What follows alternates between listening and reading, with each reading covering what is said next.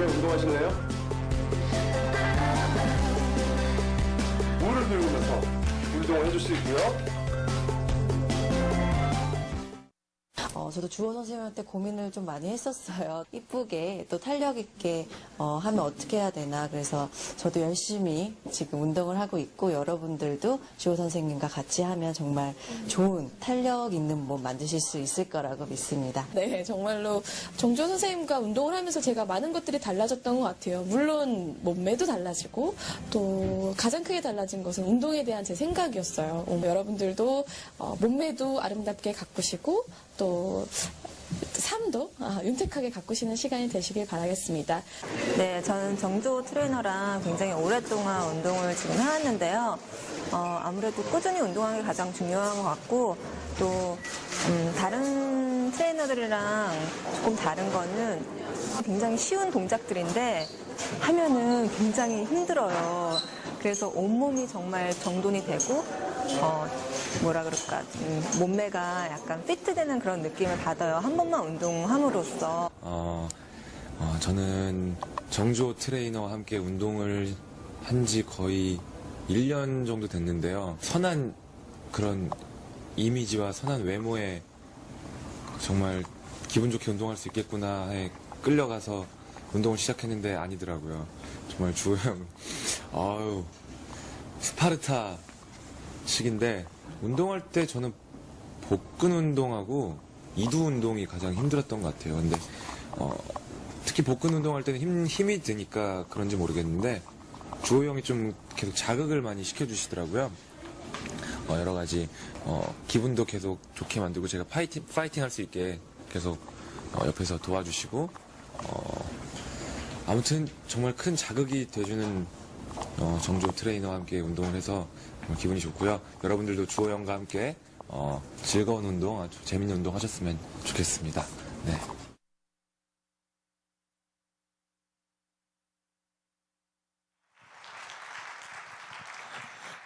할렐루야, 반갑습니다. 정주호입니다. 인사드리겠습니다. 이렇게 제가 이번 미국 일정 2주 동안에 가장 처음 오는 나성 영락교회 정말 너무 감사합니다. 환영해 주셔서요. 저는 13년 전인가요? 그러니까 2010년쯤 그때 한번 잠시 한 주를 동부에 갔다가 여기를 좀 캘리포니아를 대략 한 주 정도 있다가 간 적이 있었습니다. 그 이후로 13년 만에 오는 겁니다. 저에게는 13년 동안 정말 많은 일이 있었는데, 오늘 정말 하루 만에 다 말씀드릴 정도의 어떤 분량이 아닌 것 같아요. 많은 것 같고요. 일단 너무 감사한 건 아주 체력이 좋다는 거 너무 다행인 것 같아요. 감사한 것 같아요. 제가 오늘요, 서울에서 인천에서 여기까지 비행기를 입석으로 왔어요. 서서 왔습니다. 그 사이에 결혼했는데 아이가 제자리에 누워서 길게 누워 자더라고요. 그래서 화장실 옆에서 서서 왔어요. 이렇게요. 서져 오자마자 바로 교회에서 오셔서 픽업해서 바로 와서 지금 여기서 서 있는 거예요. 근데 이게 감사하게도 여러분 건강하거나 체력이 없으면 절대로 불가능한 일이고요. 항상 그렇게 살다 보니까 지금 익숙해진 삶이 된 것 같아요. 저는 운동 트레이너로 살고 있습니다. 이미 아까 그 유명한 영상들을 보셨겠지만, 그래도 한편으로는 한류 스타 트레이너 또는 우리나라 PT, 연예인들 이쪽으로는 가장 많이 활동을 했던 경험을 가지고 있습니다. 물론 지금도 그렇고요. 뒤에 보시는 사진들은 요즘 사진이 아니에요. 옛날 사진이에요. 다시 말씀드리면은 우리나라의 연예인들 몸짱 연예인들을 가르쳤던 경험을 가지고 있습니다. 우리 남자 연예인들 지금 사진 보시면 알겠지만은 제가 가르친 사람이 다니엘 헤니, 이병헌, 이범수, 배용준, 그다음에 또 그런 분들 가르쳤고요. 여성들은 지금 보시죠? 뒤에 강소라, 손담비, 한채영 등등 에일리 이런 분들, 대한민국을 대표하는 남자 그야말로 몸짱이라고 했던 분들, 여성 S라인의 대명사들을 운동을 가르쳤습니다. 지금은 저 이범수, 그다음에 유지태, 그다음에 조진현 배우, 그다음에 여러분 아세요? 그 이름이 뭐더라? 윤하라는 가수가 있어요. 또 이런 요즘 가수들도 이제 많이 운동을 배우고 있어요. 사진 보이시니까 아시겠죠? 넘겨주세요. 계속이요. 네. 한 300명 정도를 가르쳤는데 사진은 많아도 다 가져올 수가 없어서 이렇게 하다 보면 하루가 다 가니까 대표적인 사진만 몇 개만 지금 넣었습니다. 네. 이렇게 있네요. 운동선수도 가르쳤는데 잘 아시는 박태환 선수고요. 또 크리스천이죠. 저분도요. 그 골프 프로신데 최경주 프로라는 분도 이제 가르쳤어요. 그래서 저는 이제 한국에서는 여러 방송이나 예능 이런 데를 많이 이제 나와서 활동을 하고 있습니다. 자, 넘어갈게요. 이제부터 팍팍 넘기세요. 또 넘기세요. 저희 가족부터 먼저 얘기할게요. 이번에 같이 온 가족은 저희 아내와 큰 아들, 그다음에 딸, 그다음에 막내 아들이 있어요. 근데 이제 얼마 전에 바로 이제 초등학교 1학년이 된 딸은 작년에는 유치원생이었었는데 저한테 이런 말을 하는 거예요. 말씀드리기 전에 저는 이제 원래 불신자 가정에서 자랐습니다. 하나님을 믿지 않는 그냥 일반적인 가족, 친척이 있는 그런 곳에서 자랐거든요. 그래서 하나님을 믿는다는 것에 대해서는 사실 쉽지가 않았어요. 교회도 그렇고요. 물론 교회를 다니긴 했어도 믿지 않았던 때도 많았고요. 그런데 지금은 교회도 다니고 있고 하나님도 믿고 있거든요. 결론적으로는요. 저희 아이들은 자신들의 믿음과 관계없이 어쨌든 아빠가 엄마가 믿는 사람의 어떤 그런 이유로 인해서 교회를 다니는 거예요. 아직은 이 아이들은 뭐 믿음에 대한 확신 같은 것은 알 수가 없는 거죠. 제가 밤마다 성경책을 읽어주는데요, 한 번은 이런 얘기를 했어요. 아브라함이 이삭을 데리고서 제단에 올라간 다음에 칼을 들었어, 이런 얘기를 했어요. 그런데 보세요, 6살짜리 아이한테 이런 말 한다는 게 얼마나 어려운 얘기예요. 죽음에 대해서 얘기하는 거잖아요. 굉장히 부담스러웠습니다. 이런 얘기를 하고 싶지 않았는데 우연히 하게 되었어요. 제가 이랬죠. 만약에 하나님이 나에게, 아빠한테 우리 은희를 바치라고 하면 아빠는 이렇게 말할 거예요. 하나님 죄송해요, 못 바칠 것 같아요. 제가 믿음이 약해서 우리 딸은 못 드립니다, 이렇게 말할 것 같아요 하면서 우리 딸의 눈치를 보고 있었어요. 잘 보이려고 한 거죠. 저도요. 속으로는 그랬어요. 하나님은 이런 말씀을 들으면 내가 너무 정말 죄송한데 라고 했지만 말했거든요. 그런데 딸이 저를 물끄러미 쳐다보더니 뭐라는지 아세요? 하나님이 아빠 갖다 바치려면 나는 바로 갖다 바칠게, 그러는 거예요. 너무 사실 맞아요. 웃음이 날 만하잖아. 저도 너무 사실 충격을 받았어요. 하나 두 개 뭐냐, 하나는 너무 섭섭하고 너무 슬픈 거예요. 이 딸이야, 나 아빠가 좀 전까지는 어떻게 말했는데. 두 번째는 너무 감사하고 은혜로웠어요. 하나님께요. 인간적으로는 섭섭하지만 사실 정말 이 아이가 하나님을 믿는 자녀로 살아가겠구나라는 그런 마음에 확신이 생긴 것이죠. 그러면서 어땠습니까? 감사가 또 있었어요. 하나님, 저는 하나님을 믿지 않는 가정에서 정말 어렵게 인생이 어려운 가운데 교회를 갖고 믿음을 가지려고 정말 늘 마음과 싸우고 살았는데, 우리 아이는 어쩌면 저처럼 그렇게 고통 가운데에서가 아닌 너무나 자연스러운 가운데 하나님을 믿어갈 수 있도록 해주시니 감사합니다 라고 했습니다.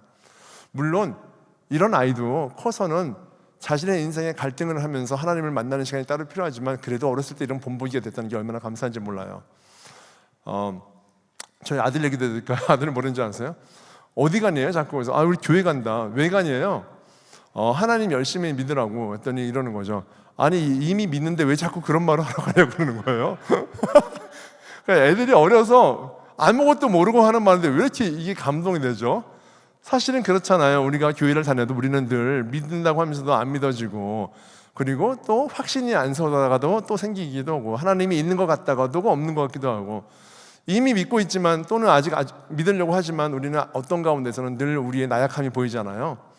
다시 한번 또 저를 돌아보게 했어요. 제가 오늘 여러분들 앞에서 드리고 싶은 이야기는 두 가지입니다. 어떤 거냐면요, 하나는 건강에 대한 얘기를 좀 드리고 싶어요. 그리고 두 번째는 저희 신앙적인 이야기를 좀 드리고 싶습니다. 제가 트레이너니까 건강 얘기는 반드시 해야 될 거 아니겠어요? 보십시오. 운동을 하면 몸이 좋아지는데 정신이 좋아질까 이야기입니다. 이 생각은 저는 오래전부터 했던 생각이에요. 운동하면 몸이 좋아져요. 근육도, 뼈도, 혈관도 좋아지고 심장도 좋아져요. 그런데 정신이 과연 좋아질 수 있을까? 이 사진을 보면 아실 수가 있어요. 여기 보세요. 되게 멋지죠? 사진들이요. 다 석상들입니다. 저기 오른쪽이 맨 밑에 있는 분, 저런 분들도 소크라테스라고 나온 분들인데, 여러분 잘 보세요. 저분들은 기원 전에 살았던 분이십니다. 예수님보다 더 이전에 살았던 분이에요. 그런데 몸을 보면 되게 몸짱이에요. 근육이 되게 많잖아요. 어떻게 저렇게 많았을까? 역사를 되짚어보면요, 옛날에 저런 철학자들은 운동을 진짜 많이 했다고 나와요. 얼마나 많이 했느냐? 피트니스 클럽에 가서 운동을 했을 정도로 정말 많이 했다고 그래요.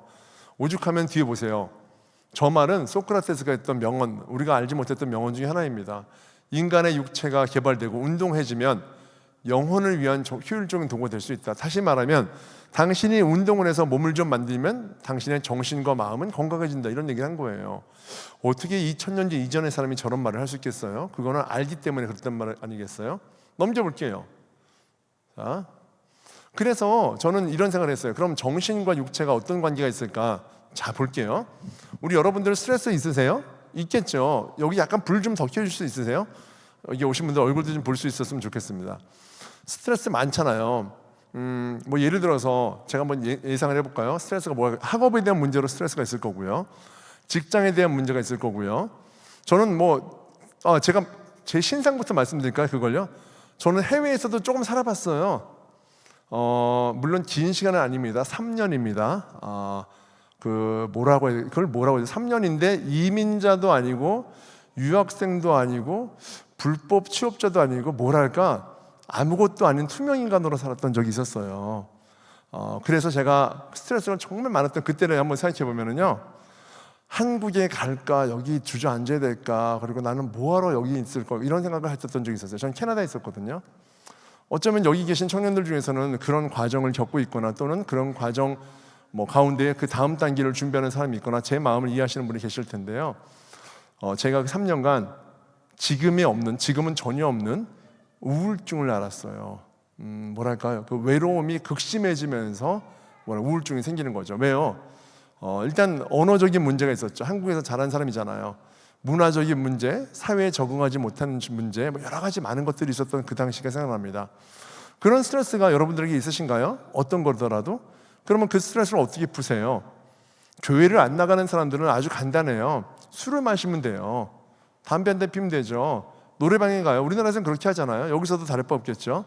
그런데 저는 그래요. 교회를 다녀도 술, 담배 하면서 스트레스를 가서 클럽에 가서 가라오케 갈 수 있겠죠. 근데 문제는 그게 문제가 아니에요. 교회를 가냐 안 가냐에 대한 문제 때문에 어디를 푸느냐가 문제가 아니라요. 근본적으로 만약에 스트레스를 받았을 때 가장 건강하게 풀 수 있는 방법이 무엇일까입니다. 스트레스 풀리는 건 맞아요. 순간은요. 하지만 일단 몸엔 좋지 않잖아요. 부정적이잖아요. 결국은요. 가장 좋은 방법이 뭐냐면요, 웃는 거라고 해요. 웃는 거. 왜요? 웃는 거는 돈도 안 들고 시간도 안 들고요. 실제로 몸에서 좋은 호르몬이 많이 발생된다고 합니다. 그 다음에 두 번째, 첫 번째, 두 번째는 어느 게 더 좋고 나쁜 건 아니에요. 운동이에요. 여러분 운동이 왜 그런지 아세요? 다음 한번 올려봐 주세요. 운동은요 너무 좋은 게 바로 이런 겁니다. 우울증 치료제인 저렇게 프로작이나 리탈린처럼 안정감과 집중력을 만들어준다고 합니다. 이게 누가 하는 말이냐? 저기 하버드 대학교에 있는 뇌과학자인 교수가 말했던 얘기예요.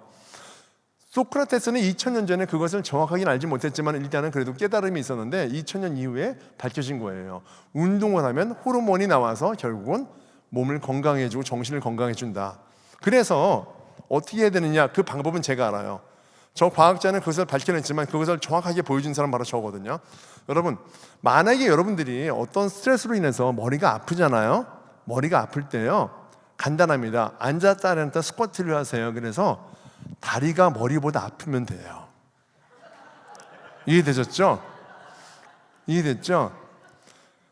우리 여기 분들은 한국어와 영어를 다 동시에 하시는 분들이세요. 이 말이 어려운 말인데 이건 굉장히 깊은 말인데 다 알아셨군요.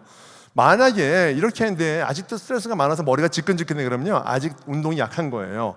그러면 더 많이 하고 덤벨도 들고 하세요. 아셨죠? 그래서 다리가 머리보다 더 아파지면 그때부터는 머리가 더 이상 아파지지 않습니다. 왜요? 다리가 더 아프기 때문에. 이게 가장 스트레스 해소법 중에서 최고의 스트레스 해소법이에요. 약간 무식한 것 같지만 사실은 제가 운동을 오랫동안 한 사람으로서 정확하게 이해하는 부분을 말씀드리는 거예요. 자, 그래서 지금 사진 보시다시피 결국은 그러면 운동 좋은데 우리는 안 하죠. 왜? 늘 하고 싶어도 늦게 일어나고 못 일어나고 또 나태한 모습이 있기 때문에. 자, 넘어가 볼게요. 다음이요. 한국에서 제가 운동 가르치는 사람은 약 10만 명 정도 됩니다. 실제로 여러분들까지 포함하면 더 되는 거죠. 이거를 눌러봐 주세요. 10대, 20대, 30대, 40대, 50대, 60대, 70대까지 있을 거예요. 이런 이유 때문에 운동들을 하시는 거예요. 하나 빠졌네요. 50대가 빠졌어요. 한 번만 더 눌러봐 주세요. 그런데 살을 못 빼는 이유는 뭔지 아세요? 다 비슷한 이유예요. 이런 이유 때문에 아이들도 어른들도 안 하는 거죠. 이유는 뭡니까? 다 핑계라는 것이죠. 다 이유가 있고 변명이고 안 한다는 거예요. 자, 다음이요. 자, 같은 게 또 나오네요. 자, 네, 결국은 자 넘어가 주세요 또. 네. 자 그래서 여러분들에게 제가 간단한 오늘 간증을 하기 전에 건강 테스트도 한번 해드릴 테니까요. 모두 한번 일어나 보세요. 자 다음 장, 예, 이거를 한번 해드릴게요. 자, 여기 예배당이 정말 크네요. 보니까 제가 이렇게 앞으로 나와도 카메라는 잡히겠죠. 어떻게 하느냐, 이렇게 한번 해보세요. 예, 이렇게. 여기 청년 운동 좀 하게 생겼어요. 오렌지 티셔츠 나오세요. 박수. 네. 이 청년 유명하죠, 이 교회에서. 그렇죠? 아니 딱 느낌이 아까 웃는데 이 예사로운 사람이 아니었어. 일로 오세요. 일로 올라와요. 네. 우리 올라와서 내가 의자 하나 갖다 줄 테니까 의자에 앉아서 해요. 우리 자, 특별히 의자도 준비해 줄게요. 같이 한번 해요. 자, 보자. 어디서 할까? 우리 기왕이면 올라가서 하죠. 카메라도 저기 있으니까. 자, 앉아봐요. 네. 이 형제를 샘플 삼아서 우리 볼게요. 이렇게 한번 해보세요. 네. 자, 지금부터 자, 그다음에 일어나 보세요. 앉아보세요. 여러분 앉아보세요. 자, 손은 이렇게 반드시 하셔야 됩니다. 자, 그리고 일어나 보세요. 다 같이 함께 똑같이. 됐어요. 그러면 앉으면 돼요. 됐어요. 이걸 할 거거든요.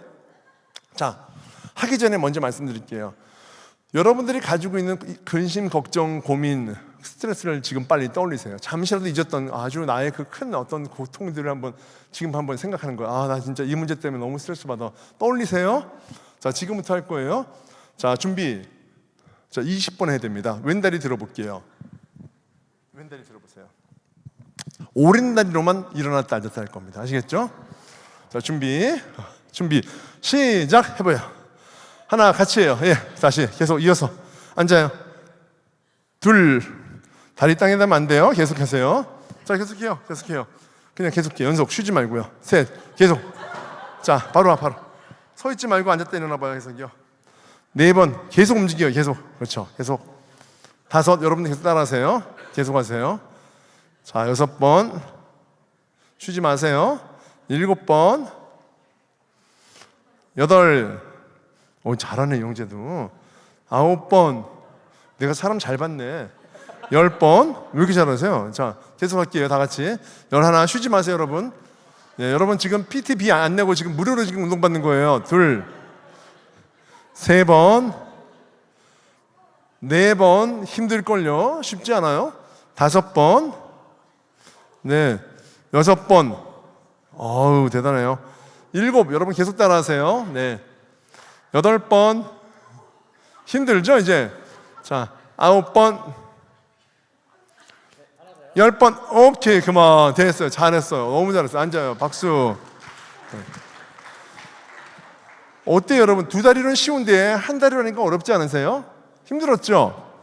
혹시 운동하면서 내가 아까 말했던 스트레스를 계속 떠올린 사람 있으세요? 아무도 없잖아요? 아마 운동하면서 이런 생각했을걸요. 너무 힘들다, 너무 아프다, 이거 언제 끝나는 거야, 못하겠다, 이런 생각만 계속 했을 거예요. 왜냐? 이 고통이라는 거는요, 2가지 고통을 동시에 가지기 힘들어요. 사람은요, 우리가 무엇을 할 때 생각을요, 이거 생각하고 저거 생각하고 저거 생각하는 거지 동시에 2가지 생각할 수는 없는 거예요. 항상 순서는 먼저 있기 마련인데요, 고통이 큰 거는 작은 것을 우리가 귀속한다고 그러죠. 그래서 운동 중에는 스트레스를 받을 수가 없는 겁니다. 자, 2번째 한번 해볼게요. 일어나 볼게요. 다 같이 일어나 보세요. 자, 이번엔 서가지고 중심 잡기를 해볼게요. 이렇게 버티면 돼요. 이거를 오랫동안 버티면 아주 간단한 운동인데, 예, 그렇죠, 맞아요. 쉽죠? 요걸 한번 해볼게요. 30초만 해볼게요. 우리 청년들 이 정도에서는요 30초 버틸 사람이 최소한 5명은 나와야 됩니다. 자, 준비. 자, 제가 시작하면요 멈추고요. 만약에 다리가 땅에 딱 닿잖아요, 그러면 앉으면 돼요. 아셨죠? 만약에 다리는 땅에 안 닿는데 계속 막 이렇게 막 돌아다녀, 이런 사람도 앉으세요. 아셨죠? 이분들도 중심이 지금 흔들린 거예요. 그죠? 자, 준비할게요. 준비 시작. 올리세요. 자, 모두 눈 감으세요. 눈.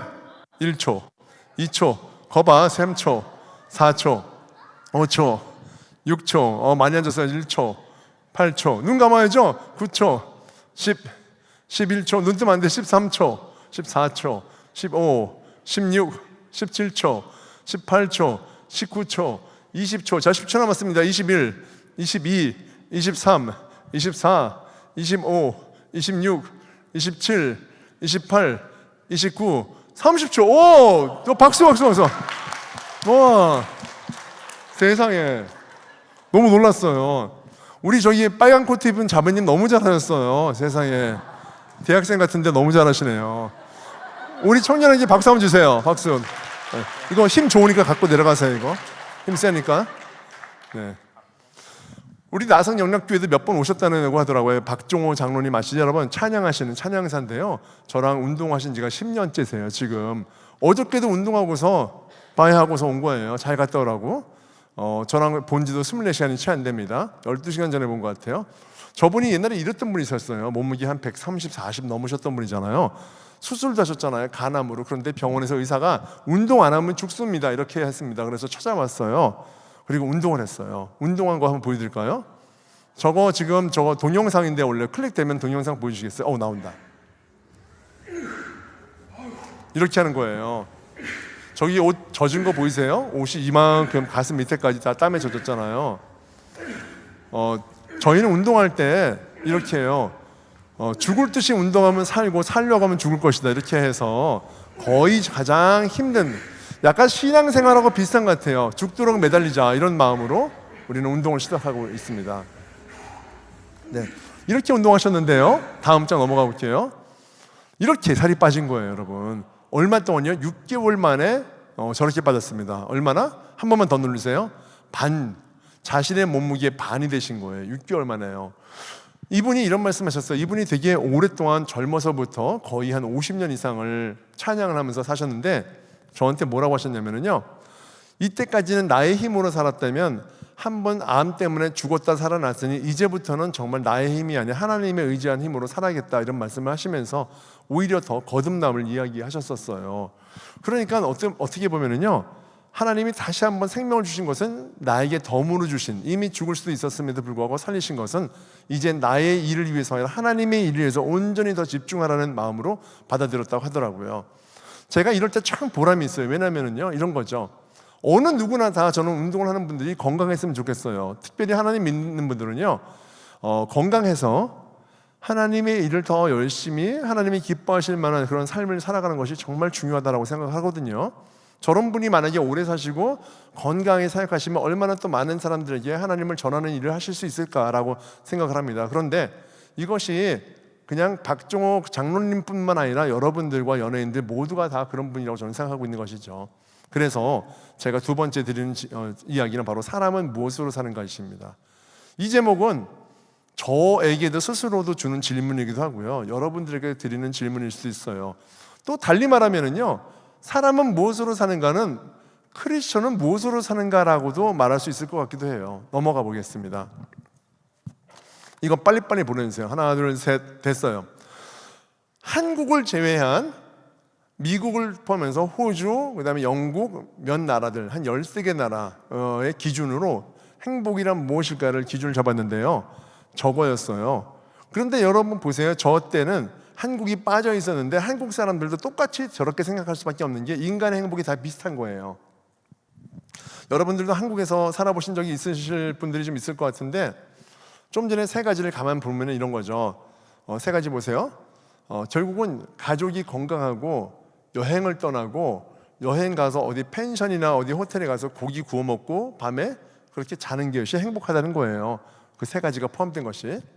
자, 그러면 과연 우리에게는 어떤 게 정말 행복일까 한번 생각해 보는데, 여러분 어떨 때 행복하세요?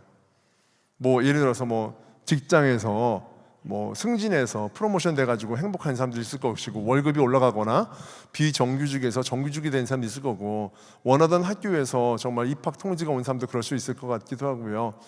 예를 들어서 여러 가지 많은 일이 있을 텐데요, 저에게는 지금 방금 보여준 사진, 좀 전으로 갈까요? 하나 전.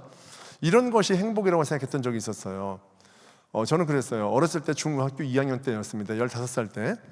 돈을 진짜 많이 버는 것, 그리고 좋은 차와 좋은 집에서 소유하고 사는 것, 그리고 마지막으로 좋은 집에 살면서 돈이 많으면 미스 코리아랑 결혼하는 게 당연한 거니까 그렇게 살아가는 것이 바로 인생의 행복이자 남자의 행복이 아닐까 생각했던 적이 많았었습니다. 제가 지금 어떻게 사냐고 물어보신다면 저는 저런 황금도 없고 저런 차도 없습니다. 하지만 한 가지는 제가 있어요. 제 아내가 미스 코리아예요. 박수. 예, 박수. 네. 그래도 한 가지는 이뤘잖아요, 그죠? 하나님이 이루게 하셨어요. 제 아내가 사실 미스 코리아가 맞는 게 저랑 결혼하기 전엔 미스였고 한국인이었거든요. 그래서 제가 미스 코리아. 여기 청년들이 약간 아지 스타일 아니에요? 청년의 이 탈을 쓴 다들 권사님들이신가? 이상한데? 감사해요. 왜냐면 한국 청년보다 훨씬 더 많은 반응을 해주셔서 내가 감동받았어요, 지금요. 한국 청년들은 너무 충격을 받아요. 저 아저씨 저거 막 이런 마음으로 너무 감사해요. 여러분들이 정말 찐이네요. 아무튼 그래서 저는 행복하게 살고 있지만 저는 어렸을 때 그런 꿈을 꾸게 된 계기가 뭐냐면 저는 그랬어요. 행복이라는 것은 돈이 많아야 행복하다라고 생각했습니다. 여러분 그래요? 돈이 정말 많은 사람은 그게 행복인지 아닌지 그걸 알 텐데 돈이 없어 본 사람은 없었기 때문에 있으면 많을 거라고 생각해요. 보통이요. 제가 어렸을 때 그랬어요. 왜요? 돈이 없어도 여러분 행복한 사람이 있습니다. 그런데 저희 집은 돈이 없다는 이유로 불행했던 집이에요. 분명히 그래요. 지금 저는 깨달은 게 뭐냐면은 저기 어려운 나라에서 선교사 부부로 사는데도 재정적으로는 정말 어려운데도 행복한 부부가 있어요. 또 그런 부부들은 그런 가운데서 없는 삶에서도 아이들을 길러내면서 행복이라는 것을 전해주기도 해요. 그런데 저는 그렇지 못했던 거예요. 한국의 보편적인 가정처럼 형편이 어렵고 재정이 어려운 그런 가난한 집안에서 자라는 사람들은 주로 뭘 합니까? 부부싸움을 많이 하고 불화가 많잖아요. 이제 그런 가운데 자랐기 때문에 부모님의 싸움에는 항상 가운데 돈이라는 이야기가 들어있었어요. 그래서 저는요, 돈이 많으면 행복하고 돈이 없으면 불행하구나 라고 생각했었습니다. 결론적으로 저희 아버지하고 어머니는 그 돈으로 시작된 불화가 결국은 이혼으로까지 이제 치달아서 결국은 헤어지게 되셨죠. 그러면 어떻습니까? 청소년기의 저로서는 몇 가지 충격을 받게 되죠. 돈이 불행이구나, 돈이 많아야지 행복이구나, 그리고 결혼을 하면 안 되겠구나, 결혼을 안 해야지 이혼을 안 하겠구나, 이런 여러 가지 많은, 자녀를 낳지 말아야겠다. 왜? 나 같은 상처받은 자녀를 낳을 수 있기 때문에. 아마 이런 얘기는 여러분들도 충분히 이해할 만한 부분이라고 저는 생각이 돼요. 그래서 저는요, 어렸을 때부터 돈 하고 마음속으로 살았어요. 그리고 저한테는 돈에 대한 문제, 또 부모님의 어떤 그 사랑을 받지 못했다는 결핍된 사랑의 문제, 이런 가난의 문제, 이런 것들이 같이 조율하면서 다음에 온 게 뭐냐면 자신감과 자존감. 그래서 몸도 약한 소심한 아이로 학교에서 지냈던 아이였었습니다. 그래서 좀 전에 나왔던 축구공 같은 게 왜 나왔냐면 운동을 전혀 못했던 아이였었어요. 축구, 농구, 배구, 야구 무조건 운동은 다 못해. 몸도 약하고 허약하니까요. 그래서 아까 보여드렸던 공기놀이를 한 거예요. 여학생들하고 공기를 정말 열심히 많이 했었어요. 얼마나 많이 했냐면요, 학교에서 그런 말씀 하시더라고요. 선생님이 한석봉이 어머니가 불 끄고서 떡을 썰었다 이 말 하더라고요. 집에 와서 불 끄고서 공기 연습하는 사람이 저예요. 결론적으로 초등학교에서 6학년 때 전교에서 공기를 제일 잘한 남학생이었었어요. 여러분 보통 또래 남학생들하고 다르잖아요. 왜요? 같은 또래 남학생들한테 어울리지 못할 정도로 제가 왕따고 몸이 약했고 내성적이고 심약했기 때문에, 그래서 저는 탈출구가 공기밖에 없었던 그런 아이였었어요. 그랬던 제가 뭘 잘할 수 있겠습니까? 저는 대학 문도 못 가본 사람이에요, 사실은요. 그래서 고등학교 때부터, 사실 중학교 때부터, 중3 때부터, 중2, 중3 때부터 여러분 아르바이트, 파트타임을 하기 시작했어요. 무려 30가지를 했습니다. 30가지 적지 않아요. 30가지를 10년간, 최소 10년간 했습니다. 캐나다까지 포함하면 10년이 아니죠. 한 대략 15년 이상은 되겠네요. 아무튼 여러분 그렇게 한국과 해외에서 아르바이트 인생을 살았습니다. 제 인생의 10대 중반과 20대 중반기는 보잘것없는 그런 일을 하면서 살았어요. 근데 지금 와서 결론적으로 말씀드리면은 그렇기 때문에 하나님을 만났어요. 이게 정말 중요해요. 저는 여러분들에게 모든 일이 여러분들의 뜻대로 되는 그런 인생이 아니기를 정말 간절히 바라는 마음이 있어요. 이게 무슨 말이냐? 그럼 내가 안 되길 바라세요가 아니라 여러분들이 가지고 있는 문제와 숙제와 고민거리가 큰 사람일수록 하나님이 더 큰 어떤 그런 자극을 줄 수 있는 그런 만남이 있다고 저는 확신합니다. 인생에 고민이 없고 평탄한 그런 크리스천의 삶이라는 게 과연 좋을 거라 생각하세요, 여러분? 제가 걱정되는 게 뭔지 아세요? 저만큼 아이들이 하나님을 믿을 수 있을까에 대한 불안감이 왜 없겠습니까, 여러분? 제가 알기 때문이에요. 저는 혹독한 시간을 거쳐서, 시련을 거쳐서 정말 하나님을 붙잡지 않으면 난 죽을 것 같은 삶을 살았거든요. 그래서 하나님을 믿게 된 거예요. 이렇게 정말 은혜로. 근데 우리 아이들은 저로 인해서 너무 자연스럽게 교회를 다니고 최소한 저가 어렸을 때 어려웠던 것만큼 어려운 삶을 살지 않아요. 이 아이는 편안하고 행복한 삶을 살겠지만 안타깝게도 하나님을 정말 간급히 절실하게 긴급하게 하나님께 매달릴 수 있는 그런 삶을 살기는 당장 어려운 삶이라는 것이죠. 오죽하면 그런 생각이 들어요. 뭔가 우리가 더 가난해져야지만이 되는 건가 이렇게 생각할 정도로. 그래서 저는 한편으로는 여러분들이 한국이 아닌 미국에서 살아가면서 여러 가지 많은 일들, 여기는 뭐 1세, 1.11세, 뭐 2세, 뭐 1.5세 다 뭐 계시겠지만은 분명히 각각의 어려움이 분명히 다 있습니다. 근데 그런 어려움들을 통해서 자신의 상황만을 보지 마시고 하나님이 나를 보시는 그 상황을 바라보시면 얼마나 좋을까, 그런 생각을 하게 돼요. 저는 충분히 이해하는 삶을 살았기 때문에 그런 말씀 드릴 수 있는 것이죠. 제가 아까 알바했다고 말씀드렸잖아요. 제가 태어난 곳은 청량리예요. 여러분 청량리 아세요? 청량리 하면 청량리역을 아실 거예요. 청량리역은 굉장히 위험한 동네예요. 지금은 좋아요. 지금은 좋은데 옛날에는요, 전국에 있는 조직폭력배와 깡패들이 다 왔었어요. 창녀촌도 저희 동네에 있었어요. 588이라고 유명해요. 저는 거기 살았어요. 588 바로 옆에 살았어요. 그러니까 모든 조직폭력배와 그 창녀촌의 그 사이에서 전 자랐어요. 그런 가운데 살았기 때문에 정말 어떻게 보면은 별로 이렇게 기쁘고 좋을 만한 현상보다는 늘 슬프고 안 좋은 현상들을 많이 보고 자랐던 것 같은데, 그리고 청소년기, 청년기 이후로는 난곡동, 판자촌 동네에서 또 일하면서 살았어요. 제가 일했던 곳입니다. 저 신발들 보이세요? 좀 전에도 보셨죠? 저 신발들은요 가짜예요. 다 나이키 아니고 나이스고요, 프로 스폭스고요, 아디닥스 이런 거예요. 판자촌 동네인 신림동 너머에 있는 난곡동에서는 정상적인 브랜드의 제품을 살 수 있는 사람이 한 명도 없는 그런 동네입니다. 그래서 정품보다 대략 4분의 1 정도 싼 가격의 신발을 살 수 있는 분들이 오시는 거죠. 아이들은 너무 슬퍼해요. 왜요? 엄마, 우리 집에 이렇게 돈이 없어. 이 나이키 아닌 건 내가 알아. 로고가 다르다는 거야. 조금 더 안 예쁘대. 아무튼 그런 가운데 살았어요. 아까 보셨겠지만 저는 술, 담배는 무시했었어요. 좀 전에 아까 사진 보셨어요? 이렇게 어디 앞에 있는 거, 그 가게, 신발 가게 보세요. 저 보세요. 신실해 보입니까? 훌륭한 청년 같습니까? 여러분, 기본적으로는 저는 집에 들어갈 때 아무 일이 없어도 소주 한 병은 마시고 들어가야지만이 잠이 오는 사람이에요. 왜요? 울화증 때문에. 내 친구들은 다 대학 갔고, 어떤 친구들은 이제 대학을 졸업했고, 어떤 친구는 대기업에 들어갔고, 뭐 이런 친구들도 많아요. 자신의 인생을 스펙을 쌓느라고. 전 스펙이 알바밖에 없잖아요. 15가지, 20가지, 30가지. 30가지 알바가 뭐겠어요? 여러분, 대리운전 같은 거고요. 호프점에서 호프 나르는 거고요. 웨이터도 잠깐 해봤고요. 무슨 청소 같은 거 있잖아요. 이런 것도 해봤고요. 별거 다 했어요. 자존감이 얼마나 낮았겠어요. 제가 친구들 동창 만났겠어요? 아니요. 왜냐하면 만나면 다 자기 자랑하는데 제가 가겠습니까? 나는 이런 꼴인데, 이런 생각이 들었어요. 그래서 결론을 내렸어요. 이 나라하고 나라 안 맞는다. 나는 한국에서는 아무것도 없고 스펙도 갖추지 못하고 아무것도 없는 사람이야. 집도, 환경도, 학업도. 나는 그냥 그런 사람이니까 해외로 가자. 그리고서 무작정 떠났어요. 얼마 안 갖고 떠났죠. 가서 저를 반겨준 것은 코인 안드류였습니다. 아까 제가 말씀드렸잖아요. 이민자도 유학생도 아니었다고요. 코인 안드류에서 3년을 일했습니다. 여러분, 3개월이 아니고 3년이에요. 여러분, 저 인생의 3년 결코 짧지 않습니다.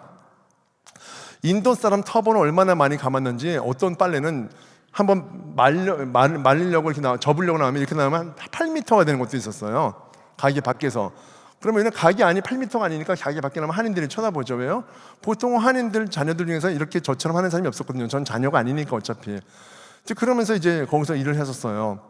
그러고 있었고, 이건 물안경 공장이에요. 어느 집사님이 자신의 집에서 그 생선 얼음 깨는 공장 같은 것도 하는 분이 있었고, 물안경 공장은 뭐냐면요, 스피도 이거 물안경 있죠? 수경은요, 이 고무는 끼워야 돼요. 사람 손으로 끼워야 돼요. 이거를 해요. 한 박스 딱 해도 여러분 몇 달러 받지 못합니다. 저 사진 제가 찍고 싶었겠어요. 얼굴 보세요. 얼마나 찍기 싫어서 이 표정 보이시죠? 정말 싫었어요. 전 그때는 하나님 믿지도 않았어요. 그런데 거기 그 사장님이 집사님인데 이런 말이에요. 주호 형제, 하나님이 너무 사랑하시는데 이 사진이 언젠가 귀하게 쓰일 거예요 그러더라고요. 너무 그 말이 정말 진짜 저를 진짜 뭐랄까, 사람을 정말 자존감 이렇게 정말 그 수치감과 열등감이 막 생기고 있는데 그런 말 하시더라고요. 제가 저런 사진들 여러분 다 찢어버리고 다 불태워버렸어요. 30가지 알바를 했잖아요. 그런데 귀하게도 제가 놓친 사진들이에요. 여러분, 이걸 제가 하나님 만나고 나서 찾은 거예요. 얼마나 감사합니까? 그리고 나서 제가 여러분 그 3년 동안 뭘 했는지 아세요? 코인 안드류에서 아까 그 서비스 했다고 했죠? 잔디 깎기, 세차하기, 그다음에 이민자들 중에서 이제 그 할머니들이 가끔 애들 존주 봐주러 오시는데 그분들도 너무 답답해하세요. 그러니까 그분들을 이제 운전해 주면은 알바비 받아요. 그래서 운전해서 마켓에 내려드리고 물건 짐 해서 드리고 오면 그다음에 또 애들 또 학교 가요. 아이들 학교 스쿨버스가 못 온 적이 있나 봐요 보니까. 그래서 거기 가서 애들 또 이렇게 데려와가지고 드롭 시켜주고. 그 해외에서도 알바를 한 7~8가지 했나 봐요, 여러분. 그래서 제가 이민 1세대들의 일을 다 해본 사람이에요. 그래서 그 고통을 알죠. 저희 삼촌도 이민자세요. 저는 이민자 아니에요. 3년이니까. 저희 삼촌은 이민자인데 그 삼촌도 설득소를 하셨어요. 제가 저희 삼촌 가게에서 일한 적이 있었는데 저희 할머니가 늘 혀를 끌끌 차셨어요. 아유, 6남매 중에서 유일하게 가장 많이 서포트 해주고, 왜냐면 나머지 5명은 돈이 여력이 안 되니까. 그래서 한국에서 있을 때도 좋은 고등학교 나오고 좋은 대학교 나와서 뭐 카이스트 연구원까지 하다가 이민 와서 이 세탁소나 하고 있으니 할머니가 참 한탄했어요. 내가 이 꼴 보려고 내가 이민 왔냐, 이런 얘기를 하셨어요. 삼촌도 늘 할머니, 자신의 어머니가 그런 말을 하는 것에 늘 조용히 말없이 그냥 세탁소 일이 끝나면 집에 들어가고 조용히 있던 분이셨어요. 저는 그 모습을 많이 봤죠. 그러면서 제가 느낀 거죠. 난 저렇게 살지 말아야지, 이런 생각을 했던 적이 여러 번 있었습니다. 근데 여러분 그거 아세요? 저희 삼촌이 어떤 사람인지 아세요? 너무 감사하게도 삼촌이 얼마 전에 돌아가셨어요. 심장마비로 주무시다가. 근데 그날 저희 할머니가 이제 충격을 받으신 거예요. 한국에서 그렇게 열심히 돈으로 밀어서 공부도 시키고 좋은 대학 나오고 나중에 카이스트 연구원까지 한국에 살았더라면 너는 그래도 우리나라 중견기업에 임원까지는 갔었을 텐데 뭐 좋은 게 있다고 애 교육시키려고 이민까지 와가지고 이 고생을 하면서 살아가지고 결국은 세탁소 하나 하다가 결국 심장마비로 젊어서 그것도 죽냐고 하면서 막 한탄하셨단 말이에요. 장례식장이었습니다. 저는 못 갔어요. 한국에 있었으니까. 여러분 그날 대반전이 일어났습니다. 장례식장에 누가 왔느냐? 삼촌이 다니던 교회 성도님 몇 분 오시고 할머니랑 이모 몇 분이 계셨는데요. 구름대처럼 캐네디언들이, 백인들이죠, 오기 시작한 거예요. 그날의 생생한 간증을 저 이모와 할머니가 저한테 나중에 한국에 오셔서 해주셨어요. 저희 삼촌은 영어를 못하세요. 한국에서는 스펙이 좋고 나름대로 좋은 학교를 졸업하셨고 카이스트까지 있었지만은 나이가 40이 넘어서 이민을 왔기 때문에 영어를 못하세요. 왜 못하세요? 영어를 공부만 하시면 되겠지만 여러분 아시죠? 생계를 위해서 이민 왔는데 아빠가 영어학원 ESL이나 다닐 수 있는 시간이 어디 있겠습니까? 그러니까 세탁소에서 밤새도록 새벽부터 거의 뭐 하루에 4시간 자고 새벽부터 밤까지 일했던 분이니까 머리가 좋든 나쁘든 영어를 공부하는데 어떻게 했어요? 그러니까 동전 바꿔주는 거나 뭐 빨래 비용 이런 거 주로 그 정도만 다녔었던 분이잖아요. 그런데 캐네디언들이 그렇게 수백 명이 와가지고 그분들이 간증을 했어요. 미스터 윤이 내가 배고플 때 와서 밥 사주고 빵 사줬다고. 내가 집에 갈 돈이 없어서 걸어가는데 붙잡아서 나를 자기 차에 태워서 집 앞에 내려줬다고. 빨래할 비용이 없는 나한테 돈을 받지 않고 오히려 와서 그냥 빨래하라고. 여러분 우리가 생각해도 보니까 그렇잖아요. 우리는 우리대로지만은 또 그들 백인 사회에서도 영어는 잘했을 뿐이지 그 사회에서 속하지 못한 그 백인들도 많이 있는 거예요. 보면은요. 그분들이 우리 삼촌을 통해서 위로를 받으시고 그리고 도움을 받고, 우리 삼촌도 정말 절절히 생편이 좋지 않은 그런 일을 하셨음에도 불구하고 그분들을 전도하면서 살아셨던 거예요. 그 지난 20년간을요. 그러면서 그분들이 그래요. 미스터 윤은 나한테 작은 예수다, 친구였다. 여러분 무슨 말이 필요 있겠어요? 이건 입으로 사는 얘기가 아닌 것 같아요. 저와 우리 이모들, 할머니는 모두 그 안에 감동이 되었어요. 우리가 몰랐던 거예요. 이모도 삼촌도 못 봤던 거예요. 왜요? 가기를 왔다 갔다만 했지 삼촌이 어떤 삶을 살았는지 몰랐는데 그 조그만 세탁소에서 그 사람들을 전도하는 인생을 살았다는 것이에요. 그걸 가만히 볼 때 저는 이런 생각이 들었어요. 제가 하나님을 믿던 여러 가지 많은 계기들 중에서 그것도 하나의 어떤 조각이 되는데요. 보세요 여러분, 저희 삼촌이 만약에 한국에서 살았으면 정말 중견기업의 임원이 되었겠죠. 저희 삼촌이 나름대로는 약간 자기 과시가 있던 분이셨기 때문에 교만하게 사실 수가 있었을 것이고요. 교회를 다녀본 적이 없기 때문에 교회 안 다니셨을 것 같아요. 하나님 안 믿었겠죠. 그런데 그 이민 가서 그 고생을 하면서 결국 마지막에 막바지에 하나님을 붙든 거예요. 그래서 그 희망으로 살아가면서 사람들을 전도하기 시작되는 게 얼마나 감사하지 않겠습니까? 저는 그래서요, 한편으로는 한국이 되었던 아니면 여기 미국이 되었던 어느 곳에서도 우리는 우리 삶의 부분에 분명히 어려운 시간들이 통과해야 되지만이 하나님을 정말 깊이 만날 수 있다는 확신을 하는 것입니다. 저의 경우를 말씀드릴게요. 아까 호텔 나왔잖아요. 제가 저기 여러분 반포동에 가면 메리엇 호텔이 있어요. 여기 메리엇 호텔은 워낙 유명하잖아요. W 호텔, 이것도 미국에 있는 호텔이잖아요. 저기가 그래도 한국에서는 꽤 그 당시에 좋은 호텔로 이제 왔던 곳이었습니다. 그런데 제가 거기서 트레이너를 했어요. 운동 트레이너 매니저를 했습니다.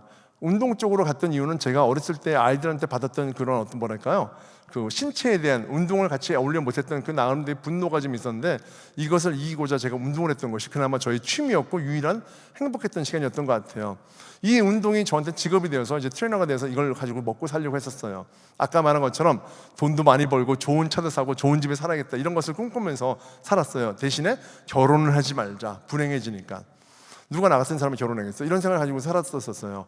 그러다가 어느 날 하나님을 믿게 되었는데, 이 놀랍게도 어떻게 믿게 된지 아세요?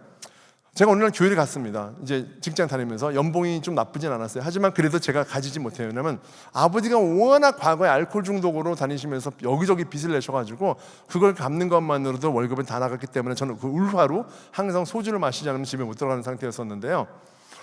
어느 날 제가 교회를 가게 된 이유는 뭐냐면 하나님한테 한번 욕을 한번 제대로 한번 해주고 싶다는 마음이 들었을 때였습니다. 여러분, 그때 제가 하나님을 믿게 되었어요. 어렸을 때 돌멩이 들고 교회 간 적 많아요. 그래서 교회 가면 십자가 있죠. 제가 진짜 많이 맞췄어요. 여러분, 돌 던져서 십자가 맞추기 쉽지 않죠? 이상하게 제가 던지면 이렇게 딱 맞았어요. 그런데 얼마나 무서웠는지 아세요? 하나님을 믿지 않았는데도요, 지옥 갈 것 같더라니까요. 이미 벌써 믿는 거랑 다름이 없는 거죠. 왜 그랬냐? 아까 돈 때문이라고 말씀드렸는데요. 이제 그런 가운데 제가 열심히 일하고 돈을 벌면서 나름대로 내 스스로 살았다는 것에 대한 부분 때문에, 또 하나 하나님은 내 인생에 한 번도 없었다는 것, 도움이 없었다는 것 때문에 원망감이 같이 막 엉클어지면서 내가 스스로 살았으니까 이만큼 왔지, 이런 마음도 들면서 하나님 나와봐, 이런 마음이 들었어요. 그래서 통성기도에 가가지고 다들 주여 삼창하시면서 기도합시다 막 그러는데, 주여 주여 하면서 여기서 어떤 할머니들은 방언도 하시더라고요. 되게 시끄러웠어요. 그날 제가 아주 서울에서 큰 교회, 대형 교회에 금요철야배를 갔거든요. 일부러 찾아갔어요. 욕을 하더라도 통성으로 하고 싶다는 마음이 드는 거예요. 그래야지 또 통성을 했는데도 옆에 사람들이 많으면 잘 못 알아들 거 아니에요. 저도 방언하거든요. 블라블라블라 방언하거든요. 방언 보세요. 블라블라블라 하잖아요. 여러분, 제가 생각하긴 그랬어요. 그래? 진짜인지 가짜인지 어떻게 할 거야, 방언을? 내가 방언도 욕할 거야. 욕을 아주 빨리 발음하면 방언점을 써. 이러면 되잖아. 그럼 누가 알겠어? 방언하나 보다, 이렇게 생각할 거 아니야. 거기 순복음교회 일부러 찾아갔는데. 그러면서 욕을 한참 XX 막 FF를 막 하면서 너무 신나 있었어요. 왜냐하면 아무도 못 알아들어요. 왜냐하면 할머니들이 여러 군데 권사님들이 막 방언하시고 어떤 분은 막 통성으로 막 하시니까 제 말은 통성 기도하는 걸로밖에 들리지 않겠죠. 너무 욕하니까 너무 시원한 거, 대놓고 교회에서 욕하니까요. 여러분, 그때 제 마음 가운데 너는 죄인이다, 이런 마음이 싹 들어오는 거예요. 저는 그때 어떤 느낌이 들었냐면요, 이게 뭐지라는 마음이 들었어요. 이게 뭐지? 그러고 난 다음에 가만히 제가 있었어요. 왜냐면 이게 내 양심의 소리인가 라는 생각이 들었었습니다. 그리고 잠깐 있는데 그 다음에 너는 나의 아들 예수도 모른다, 이 마음이 또 들어오는 거예요. 여러분, 이거는요, 우리 여기 성도님들 계시지만은 이건 경험해 본 사람은 정말 그런 일이 있었구나라는 걸 아실 거고요. 만약에 여러분들께서 경험하지 못하셨더라면 그런 경험을 여러분들도 충분히 하실 수 있고요. 저는 이걸 알아요. 하나님은 사람마다 다 똑같은 방법으로 오시는 하나님이 아닙니다. 어떤 분은 기도로, 어떤 분은 찬양 중에, 어느 분은 설교 말씀 읽다, 어떤 분들은 성경 공부 중에, 어떤 분들은 정말 그냥 어떤 자리에서도 하나님 만나실 수 있는데 그 방법과 상황은 달라도 우리는 동일하신 하나님을 믿고 있잖아요. 그런 가운데 여러분, 제가 제 안에서 뜨거운 눈물이 막 흘리기 시작한 거예요. 내가 죄인이라는 것을 그때 인식했어요. 진짜 이 가래떡 같은 눈물이 쫙 내려오는데요, 눈물이 그렇게 뜨거운 걸 저는 그때 처음 느꼈어요. 눈물, 콧물, 침이 뒤범벅대면서 제가 죄인임을 제가 회개했습니다. 무슨 죄요? 어렸을 때 지었던 애들 집에 가서 지우개 훔친 거, 편의점 가서 아이스크림 훔쳤던 이런 것들 생각 하나도 안 나요. 그건 죄도 아니야. 오직 하나, 하나님을 모르고 살아왔다는 그 죄, 그거 하나만 딱 떠오르면서 눈물이 막 나고 회개가 되더라고요. 나머지 아까 말한 그런 아주 자지구레한 죄들은요, 나중에 하나씩 다 깨우치면서 회개시키긴 하더라고요. 그러면서 여러분, 하나님을 정말 뜨겁게 믿기 시작했고 알게 되었어요. 나는 하나님의 아들로서 내가 하나님께 구원받은 사람이구나 라는 마음을, 이제 내가 하나님을 알겠다는 마음이 들었어요. 다음날 아침에 일어나니까요, 나뭇잎이 바람에 흔들리는데 웬일입니까? 눈물이 나는 거예요. 새가 날아가는데 눈물이 나고요, 길고양이가 서 있는데 눈물이 나고요, 아스팔트에 낀 이끼를 봐도 눈물이 나는 거예요. 이게 울보가 돼버렸어요. 왜 그런지 아세요? 간단해요. 하나님이 이렇도록 아름다운 세상을 나를 위해서 만드셨는데 내가 이걸 모르고 살았구나. 우리 모두가 다 그걸 모르는 거라는 걸 제가 그때 깨달았어요. 그 다음에 뭘 때문에 울었는지 아세요? 그 다음부터는 사람들 때문에 많이 울었어요. 많은 사람들이 하나님을 모른 채 살아가고 있구나. 심지어 교회 안에서도 내가 교회를 청소년기, 청년기를 계속 들락날락하면서 다닌 게 20년인데 그래도 나도 초등부, 중등부, 고등부까지는 다녀본 사람인데 나도 사실은 몰랐구나라는 생각이 들어서 저는 정말 너무너무 놀랐던 때였어요. 그때부터 주변에 있는 가족이나 친척이나 동료들을 전도하겠다는 마음이 생겼던 때인데 어느 날 지금 사진처럼 이 아주머니를 보게 되었어요. 이 아주머니가 여러분 저에게 정말 큰 일을 주셨어요. 제가 이 자리에 서게 된 것은 사실 이 아주머니 때문이에요. 왜요? 이 아주머니가 저의 인생을 뒤바꿔 놓았거든요. TV에 나오는 거예요. 저렇게 몸무게가 많은 아주머니가. 저 아주머니를 딱 보는데 그 스토리가 너무 슬픈 거예요. 남편이 알코올 중독에다가 가정폭력이고 아이들은 집 나가고 단칸방에 살면서 판자촌에 살면서 여러 번 동맥을 끊고 자살 시도. 마치 자랐을 때 저희 집안의 환경을 보는 듯했어요. 저희 어머니는 114kg 아니에요. 하지만 나머지 환경은 똑같아요. 우리 집과. 그걸 보는데 불과 얼마 전에 하나님 제가 그 회개하고 눈물로 만났던 그때의 눈물이 이유도 없이 막 눈물이 막 쏟아지는 거예요. 저는 그때 알았어요. 이것이 그냥 동정이나 슬픔이나 연민의 눈물이 아니라 내가 흘리는 눈물이 아니고 정말 성령님이 나를 울게 하신다는 게 느껴진 거예요. 저기 찾아가야겠다. 찾아갔어요, 여러분. 가서 봤는데 아주머니가 더 정말 상황이 더 안 좋은 거예요. 그 순간 그 당시 제가 읽고 있던 성경 말씀이 뭐였냐면 제가 하나님 믿고 나서 성경책을 보고 싶었거든요. 그 아주머니 만나기 전에 하나님 만났다고 했잖아요. 구약을 딱 펴는데 바로 덮었어요. 너무 어려워가지고 이건 진짜 아무리 하나님 믿고 은혜를 받아도 성경책은 은혜로 읽어지지가 않는 거예요. 여러분 이상하지 않아요? 소설책, 동화책 모든 책은 한 번 읽으면 끝을 보는데 성경책은 어떻게 읽어지지가 않는지 어려워서 제가 덮은 다음에 어떻게 생각하냐. 나는 그냥 쉽게 가자. 성경 속에 있는 하나님은 잘 모르겠어. 그리고 어떨 땐 좋았다, 어떨 땐 무섭다, 어떨 땐 착하다, 어떨 땐 정말 이상하고 약간 뭐랄까 성격이 왔다 갔다 하시는 것 같기도 헷갈리니까 그냥 살아계신 예수님의 이야기 주인공을 집중하자. 그래서 마태, 마가, 누가, 요한복음만 읽었어요. 그때 제가 깨달은 게 뭐냐면 예수님의 제자가 되면 좋겠구나 생각했었어요. 그래서 제가 저 아주머니를 바로 만났던 그 시점이었어요. 그래서 제가 잘됐다. 왜 아주머니 만나기 전에는 제가 사실은 그 당시에 뭐냐면 배를 타고 싶었어요. 베드로처럼 나도 배를 타서 3년간 어부로 살아야면 얼마나 좋을까. 그게 바로 예수님의 제자로 동참하는 길이라고 이런 생각을 하고 있었던 때였거든요. 그때 저 아주머니 본 다음에 찾아간 이후에 느낀 것이 바로 배와 그물을 버리고 내가 일하던 직장을 버리고 내려놓고 잠시 저 아주머니 한 사람을 낚는 것이 바로 진짜 예수님이 원하는 길이라는 것을 그때 조금 깨달은 거예요. 그래서 아주머니를 제가 직장 그만둔 다음에 7개월 동안 집 앞에 왔다 갔다 하면서 서 있었어요. 실업급여는 끝났죠. 저도 형편이 어려웠었어요. 그런데 마음의 결단은 뭐냐면은 이런 게 있었어요. 누가 그래요 지금 이게 어떻게 어떤 한 사람을 운동 가르치려고 그것도 봉사활동으로 자기 직장을 내려놓은 채로 형편도 좋지 않은 사람이 7개월간 그 아주머니를 기다려줄 수 있냐라고 하는데 저는 기다릴 수 있었어요. 그때요. 왠지 아세요 여러분? 내가 하나님 안 믿고 살았던 나의 삶의 모든 부분을 하나님이 기다려주셨다는 것을 제가 알았기 때문이죠. 제가 아까 말씀드린 대로 교회 욕하러 갔다고 했지만 사실 그때 하나님의 은혜가 없었으면 제가 하나님 만났겠습니까? 하나님이 이미 오랜 세월부터 저를 인내하고 붙들어 주셨기 때문에 결국은 제가 하나님을 믿게 됐다는 것을 알았던 그 순간처럼 저 아주머니를 기다리는 일은 내가 하나님께서 나를 기다리는 것보다 훨씬 더 짧은 아주 짧은 시간밖에 안 된다는 그 마음이 있었어요. 그래서 갈 수가 있었거든요. 그래서 가서 기다렸습니다. 7개월간을. 그리고서 아주머니 마음이 열렸어요. 그리고 운동 도와달래요. 운동할 게 하나도 없는 거예요. 시골이에요. 깡촌. 완전히 아무것도 없어. 나도 돈이 없어.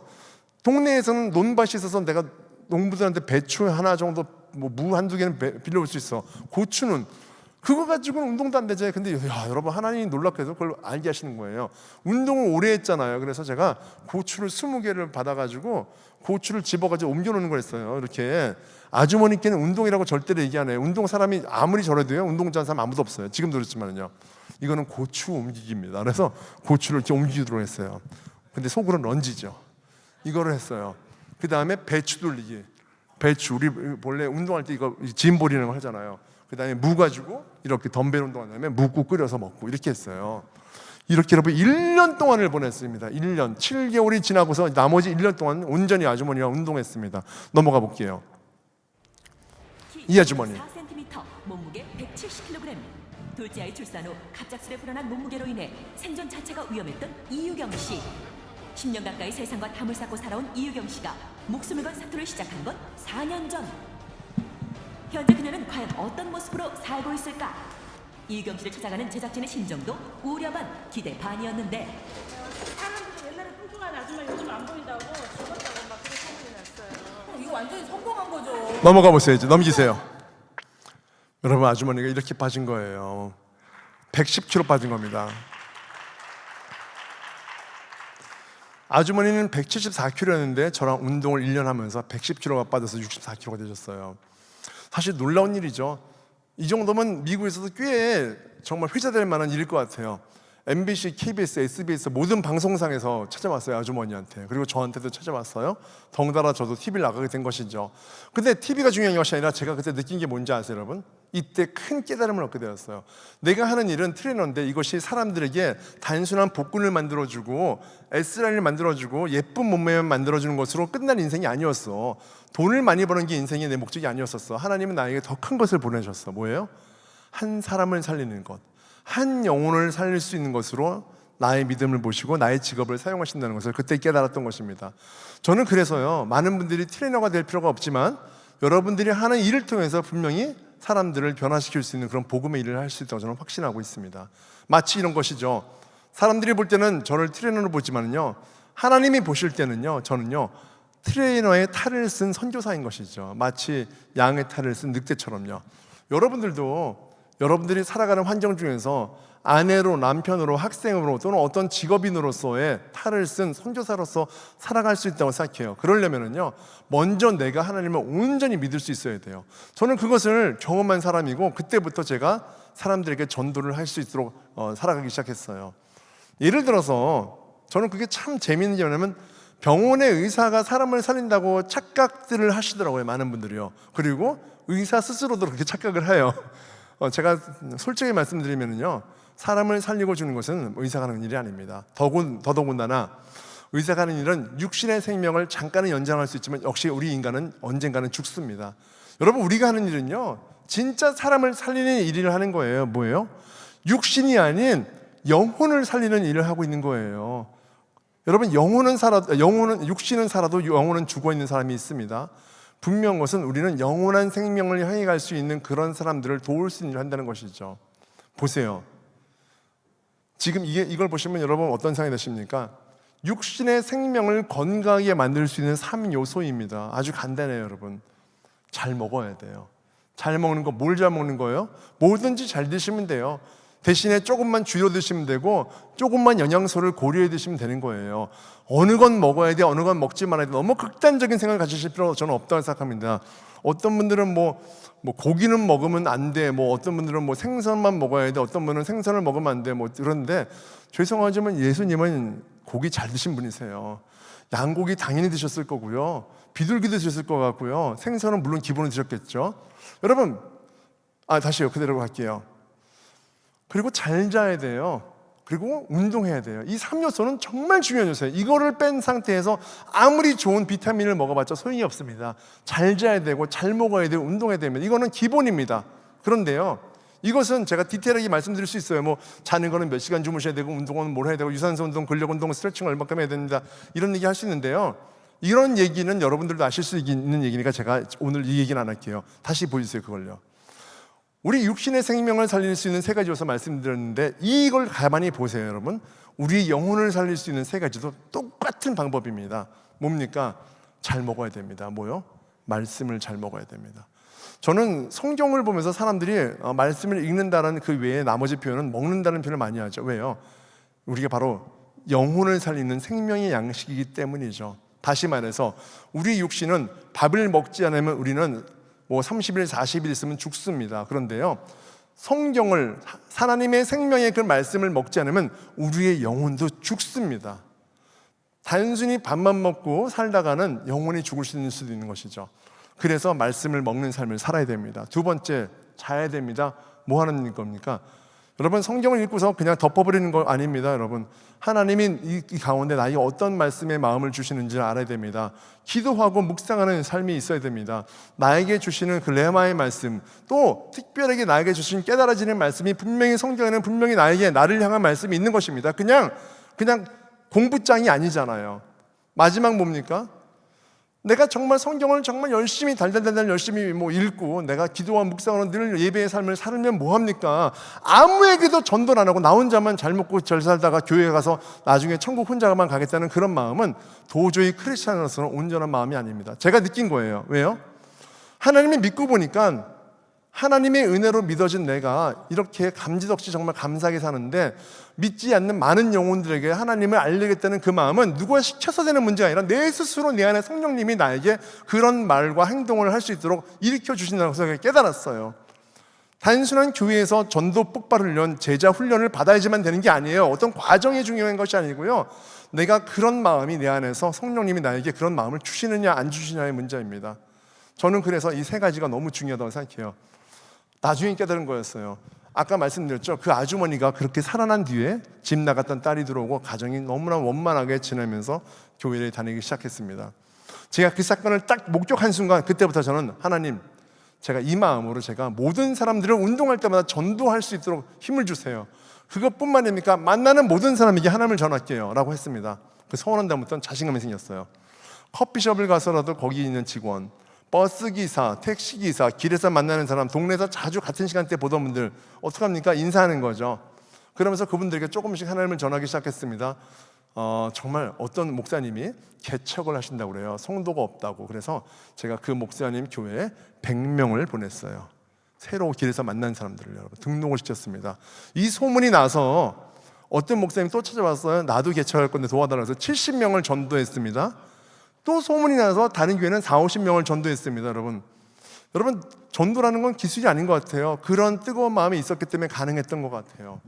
저희 운동센터에 어떤 청년이 왔어요. 장애인입니다. 걸어다니지 못합니다. 휠체어입니다. 저희는 3층에 있어요. 계단이 있는데 못 올라오잖아요. 왜냐하면 한번 이런 것을 운동을 한번 해보고 싶다는 얘기를 하더라고요. 그래서 제가 한번 도와줄 테니까 와라라고 했습니다. 우리 선생님들이 어쩔 줄은 몰라요. 그래서 못 되니까 제가 어서 올라와 했더니 얘가 휠체어에서 일어나서 갑자기 계단을 이렇게 밟고 올라오는 거예요. 그러더니 다시 풀썩하길래 잡았어요. 근데 이 청년이 말하는 거, 자기는 태어나서 처음 휠체어에서 일어나 봤대요. 너 어떻게 일어났니? 했더니 아니 어서 올라오라고 하셨잖아요 그러는 거예요. 여러분, 이 친구가 평생 장애인으로 살았다는 것을 알고도 까먹은 저도 참 문제가 있지만, 본인이 못 일어났다는 걸 알면서도 일어난 이 친구도 대단한 순수한 믿음 아니겠습니까? 이 친구가 계단을 몇 걸음 올라왔다니까요.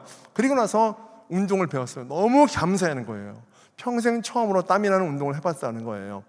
좀 있다가 연락이 왔어요. 우리 선생님들한테 저기 대표님, 저 친구 화장실에 있는데 저희가 지금 어떻게 될지 몰라서. 왜요? 했더니 화장실에 있는데 저희가 지금 저기 좀 큰일을 보고 조금 막 그러는 거여서. 왜? 근데 바로 앞인데 제가 왜 그러는데 했더니 저희가 좀 냄새도 나고서 들어갔죠. 했더니 앉아있는데 뭔 줄 아나요? 어떻게 휠체어 타는 친구니까 어떻게 일어나요? 앉는 건 앉아도. 그래서 제가 이 친구가 민망해 하면 안 될 거냐. 걱정하지 마라, 비야. 걱정 마. 내가 도와줄게. 일어나. 그래서 내가 휴지로 해서 막 했는데 이제 휴지로 간 건데 여기 더 많이 갔어요. 여기 막 장난 아니죠, 막. 여러분, 그때요, 제가요 어땠는지 아세요? 저 그때 울었어요. 그 친구는 등 대고 안고 있었는데 울었어요, 눈물로. 하나님께 너무 감사 인사를 드렸어요. 하나님 너무 감사합니다. 이런 일을 아무나 못 하나 봐요. 별것도 아닌데 하나님 저한테 이런 기회를 주셔서 감사해요. 사람들이 용기를 못 내고 힘들어하는 일들, 하지만 하나님이 기뻐하실 만한 그런 삶의 행동이 있다면 하나님 저를 불러주세요. 제가 할게요. 저는 딴 건 못해요, 무식해서. 하지만 몸으로 할 수 있는 건 다 할 수 있어요. 제가 섬길게요, 주님.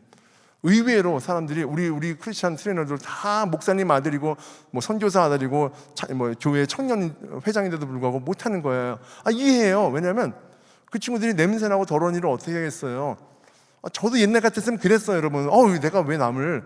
하지만 하나님이 믿으니까 오히려 더 그것이 감사하고, 나한테 그런 길을 주시는 것이 하나님께서 오히려 더 그 길을 통해서 내가 가야 될 하나님의 길에 축복을 주신다는 마음이 들었어요. 이 축복이 이걸 잘해서 돈을 주시겠다 이런 것이 아니라 하나님이 기뻐하시는 삶에 동참하는 길이라는 것을 저는 확신하게 되는 것이죠. 넘깁니다. 정신지체 장애인들 또 넘어갈게요. 저희 소외된 빈민촌 봉사 같은 거 할 때 뭐 여기저기 다니면서 뭐 아프리카부터 케냐부터 다니기 시작했어요. 그때부터요. 여러분, 제가 돈이 많아서 게 아니라 다 재정적으로 어렵던 그 직장이 없던 시기에 갔던 곳입니다. 여러분, 저희 운동센터에는 저기 철봉이 있어요. 그런데 우리가 항상 저거를 매달리게 해요.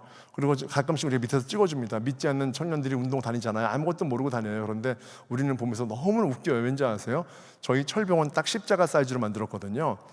그래서 대부분의 청년들이 매달려서 너무 힘들어할 때 보면은요, 아, 주님, 이 청년이 하나님을 믿지 않고 있는데 지금 십자가에 매달려서 신음하고 있습니다. 주님, 우리가 이 12m, 그 다음에 저 6m인가 저 십자가에 딱 모형으로 만들어놨는데 저 친구가 지금 자신의 육신의 힘을 기르고자, 건강을 이루고자 좀 털거리를 한다고 생각하지만 아직까지 제가 볼 때는 하나님이 십자가에 붙들어야 될 삶으로 저렇게 주님께서 붙들으신 것을 믿습니다. 그래서 우리가 기도해요. 나중에 저런 친구들이 하나님 믿고 자신의 과거의 사진을 보면 깜짝 놀라요. 내가 언제 십자가에 매달렸냐고. 이런 상징성을 가지고 있기도 합니다. 넘길게요.